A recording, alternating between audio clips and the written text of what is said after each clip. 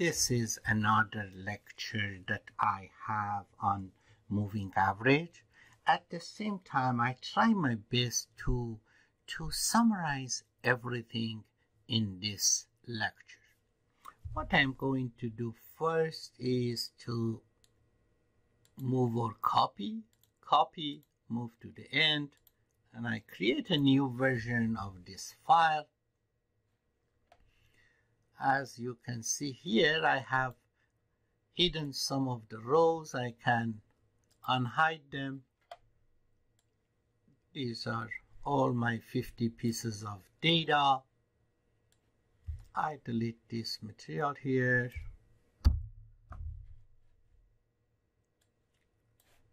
I'm expected to forecast for the next period. I have this data. Period is in column A, and demand for a product is in column B.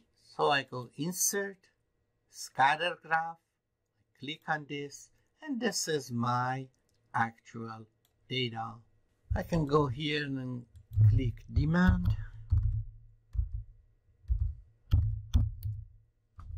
Or I can come here, type this, space, is, space, my, space, demand, space. And then I come here and say equal to this one, and this one, and this one, and this one. Says this is my demand, and I go click on this, equal to, and then I click on this cell, says this is my demand. I'm going to make this colors a little bit darker. I can go here, click on this one, it's a little bit darker. If I want to change the font, I can go here and change the fonts if I wish. So this is my demand. I have my demand for 50 periods, and now I'm going to forecast for period 51. One easy way is to say my forecast for period 51 is equal to actual of the demand in period 50. So that is one way of doing it. The other way is, I may say, I will compute the average of everything. Average of all pieces of data that I have, enter, and that is my forecast. This is a conservative forecast which takes into account all pieces of data, and this is aggressive type of forecast which takes into account only the last piece of data.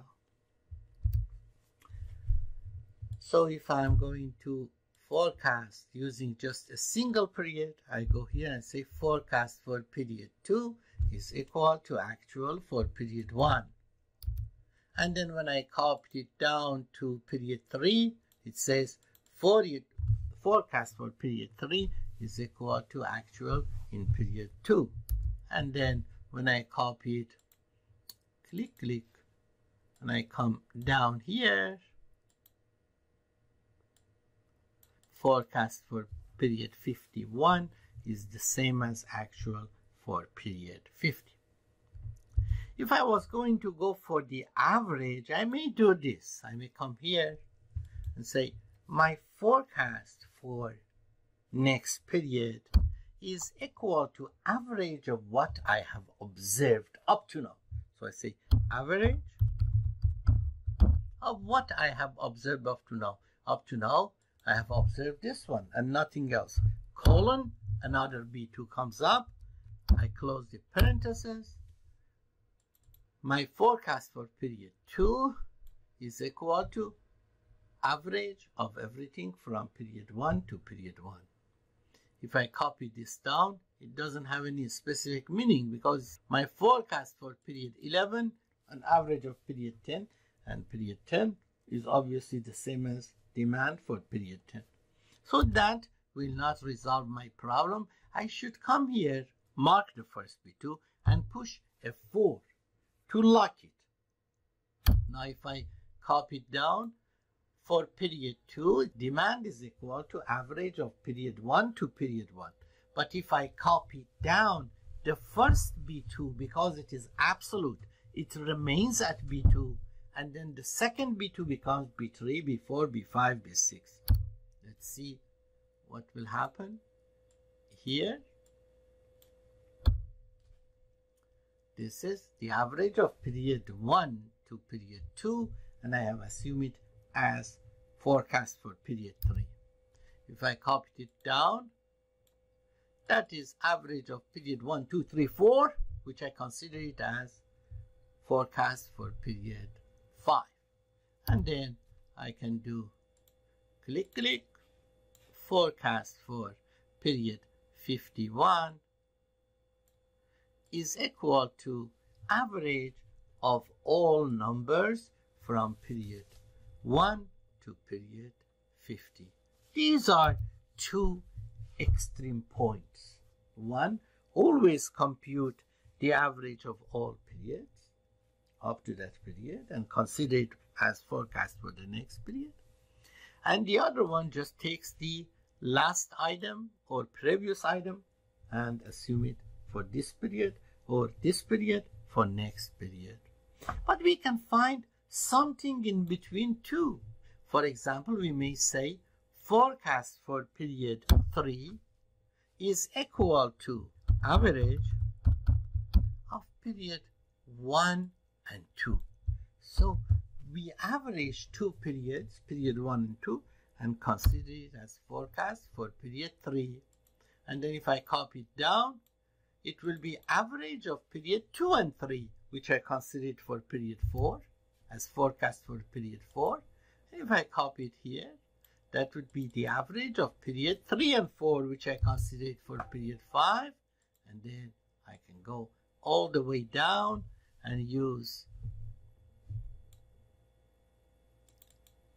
average of that last two period, and I consider it as my forecast for the next period. Or I may say I want to compute average of 1, 2, 3, 4, 5, 6, 7, 8, and then consider it as forecast for period 9. The average of period 1, 2, 3, 4, 5, 6, 7, 8, forecast for period 9, and then I go all the way down and compute the forecast for the next period using 8 period moving average. Forecast just using one period, forecast using all periods, forecast using 2 periods, and forecast using 8 periods. These are all legitimate procedures. Also, let's compute some descriptive statistics for our actual data. Average of actual data, average of these numbers, enter. I go up and then I come down. When you come down, if you have not locked it, everything will go one cell down. So I take it up. And then here, instead of average, I type standard deviation of the sample, which is this one, and I enter it. That is standard deviation. Then I define coefficient of variations as standard deviation divided by average, which is this one, that is coefficient of variations. Median, I just go and copy average, copy, paste, and then I double click on it.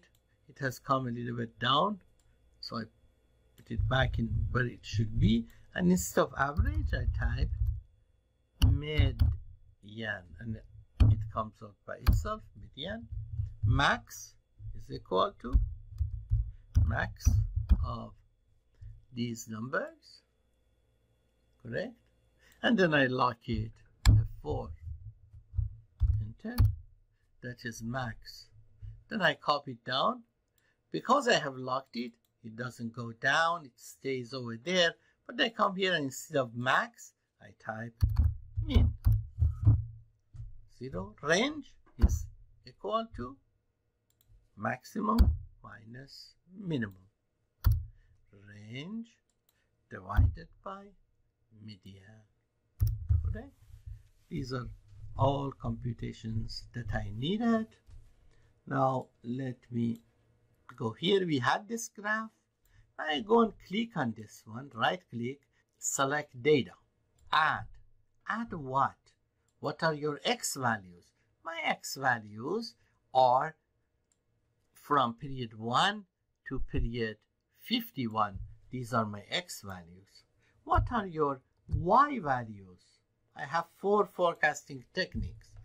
These are my y values. These are forecasts based on 1 period moving average. Actual of last period is considered as forecast for this period. Again, I go here and I click on it, select data, add, I enter all periods, x values from 1 to 51, and these are my y values. Okay. Now, this is the average of all periods. And that one was the 1 period moving average, or what we call it naive technique. Now again, I go here, select the data, add, and then I come here again. I select from period 1 to 51. Those are my x values. For y values, I go and choose 2 period moving average, which start at period 3. Okay, and that is that one. Again, I say add. My x's are from 1 to 51, 1 to 51, and my y values are 8 period moving average from period 1 to period 51. Okay, and then I have all pieces of data here, which is the same as this first page. The question is, which one of these forecasts are better? In order to compare several forecasting techniques, and in order to estimate standard deviation of forecasts, we need to use a criteria. That criteria could be MAD, mean absolute deviation, or MART, mean absolute relative deviation, or MSE, mean squared error. First, I discussed 2 things: MAD, mean absolute deviation, and tracking signal. Again, I'll take this one, move or copy. I move it to the end and create a copy. This one. Now, suppose I am going to do 6 period moving average and consider it as forecast for period 7. What I will do, I will go to period 7 equal to average of 1, 2, 3, 4, 5, 6. That is average of period 1 to 6 and consider it as forecast for period 7, and then I copy it down, and this is my forecast for next period using 6 period moving average. Then I come and I go for a period when I have both actual and forecast, which is period 7 equal to actual minus forecast, correct? And then I copy it down. This is actual minus forecast. I cannot go to period 51 for a simple reason, because here I have forecast, I don't have actual, so I cannot go there. I also cannot go to period 1 to period 6 because I have actual, but I don't have forecast. So my computation for MAD starts from period 7 and ends at period 50. MAD does not rely just on errors, because some of the errors, as you see, they are positive. some others are negative. And they cross each other's out. Because we don't want to let them to cross each other's out, instead of dealing with the actual values with their signs, we compute their abs values, absolute values. Therefore, we remove the signs. And I copy it down, and that is the absolute differences between actual and forecast. Now I come here, I go to this period, because before that I don't have deviations, I don't have the forecast, I have actual but not forecast. Again here I say equal to average. MAT is average of absolute value of the errors. Average of the absolute value of the errors, average of this one to itself. But I go ahead and put a dollar in front of 8. I can put the dollar in front of both E and 8, but 8 is enough because I'm in column E that I am doing this computation. So I'm fine, enter. And then if I come here, it will be the average of all these numbers. If I go all the way down, but not to period 51, then that is the average of all absolute deviations. Tracking signal is defined as summation of errors divided by MAD. So I come here and say equal to summation of errors. Summation of what? This error, which is negative, to itself. To itself. I can mark this and put F4, or I can just put a dollar in front of 8. This one is enough. Enter. When you copy it down here, when you double click on it, it is summation of all these numbers. And if you go all the way down, here is summation of all your numbers. We cannot go there because we have the forecast and actual up to period 50, not more than that. But tracking signal is defined as summation of errors divided by MAD. So I'll go here, divided by MAD. Enter, and then I copy it down. And these numbers are my tracking signals. Now I go from period 7 to period 50.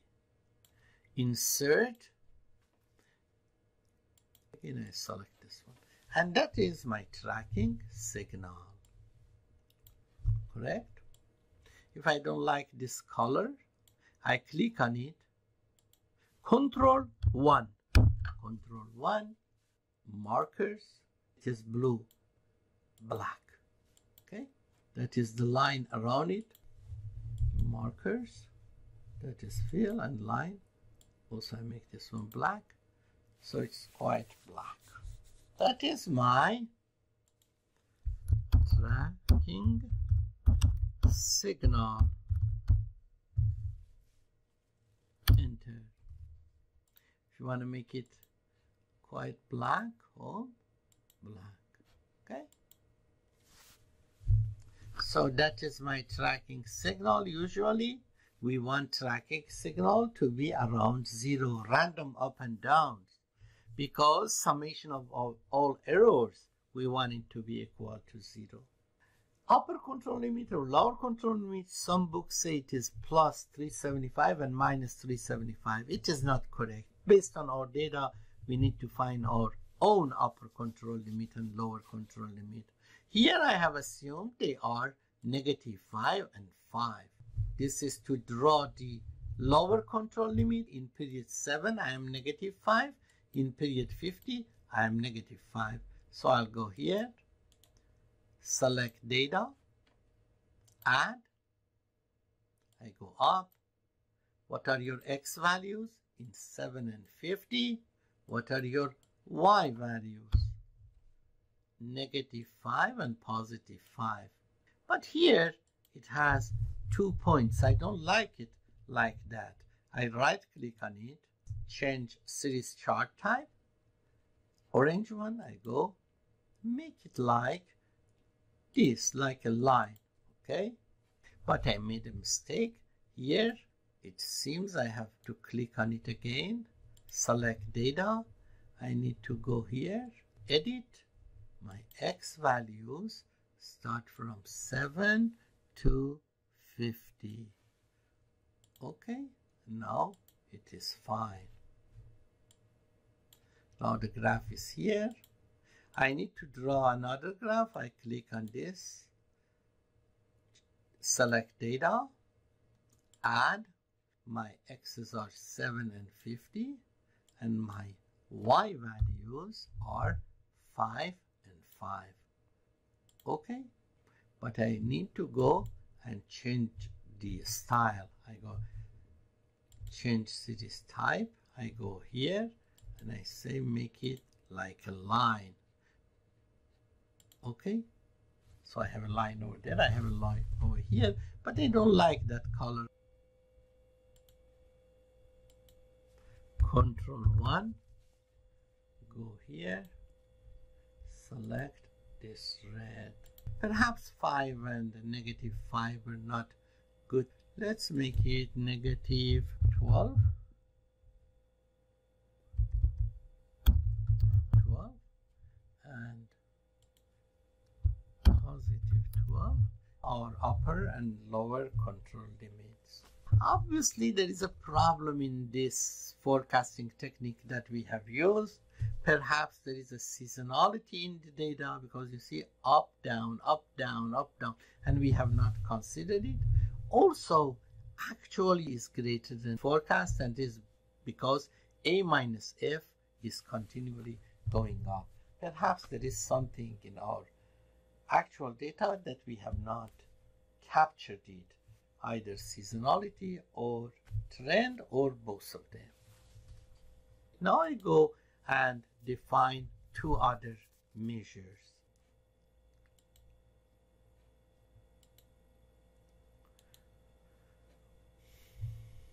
Move or copy, create a copy, go to the end. Okay. Suppose we are again going to use 6 period moving average. Go to period 7 equal to average of the first 6 periods, 1.33, copy it down, and that is my forecast for the next period. So I'm over there now. Instead of computing the absolute value of the gap between actual and forecast, what I will do, there are two ways to remove the sign, negative sign. One is to do absolute value. The other one is to square actual minus forecast square, and then I copy it down. So that is the square of the gap between actual and forecast. Then I average it for all periods equal to average. For this one, I click on it, colon, D8 and D8. I don't make both 8 and D absolute like this. I just keep it with 8 because I want to show you a trick here. Enter, and then if I copy it down here, that is the average of all numbers up to there, and then I should go down to period 15 but not to 51, so that is period 51. I shouldn't go there. This one I shouldn't go there. So that is MSE, and then I will make my judgment based on the final MSE. I like a forecasting technique to have a lower MSE.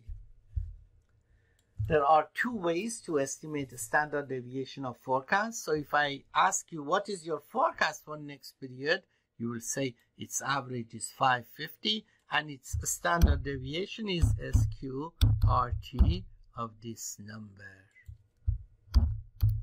This is my forecast for next period. This is the standard deviation of that forecast. There is another way to do the same thing. This was my MAD. My forecast for next period is 5.5. Standard deviation of forecast is equal to 1.25 times MAD.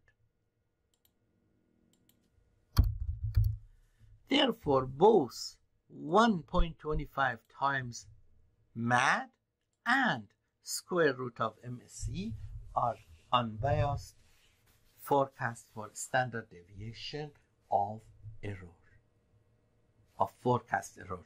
My forecast for next period has average of 5.5, standard deviation of 205. My forecast for next period has average of 5.5, standard deviation of 1.9. Both MAD and MSE are good estimators for standard deviation of demand. Coefficient of variation of my forecast for next period is standard deviation divided by average. Standard deviation divided by average. There is one other factor that I need to talk about, and that is mean absolute percentage error, mean absolute percentage error, or what I like to call it, mean absolute relative deviation. So that is MAD, but it has an extra R, and I will explain to you what is that extra R. I come here, I compute the gap between actual and forecast, which is actual minus forecast. As for MAD, I compute its absolute value, ABS, and then I divide it by the actual, which was 0 here. Enter. Divided by 0 doesn't have any meaning. The rest of numbers have meaning. How can I remove those things? I come here and say if error, if what you have computed is error, put a blank over there. Quotation, space, quotation. Enter. So it puts a space over there. Otherwise, it puts the number so that ugly things are gone. And then MAD is equal to average of these relative gaps, which is this one to itself. And then I can go ahead and put a lock over there, and that is my MAD, and this is the MAD for the last period. One trick that I could have used, because this is the average of the cell on the left hand side, I could have copied this because these are average of those numbers. Copy. And if I paste it, I will get the same thing which was there before. For example, here is 68, undo 68, redo 68. And that is MAD. So I almost covered everything, I believe. We can find the best procedure by looking at the best MAD or at the best MSE or at the best MAD. MAD. All of them are good. MAD and MSE provide the standard deviation of demand 2, that is a square root of MSE, or 1.25 MAD. This was another quick review on moving average. Thank you very much.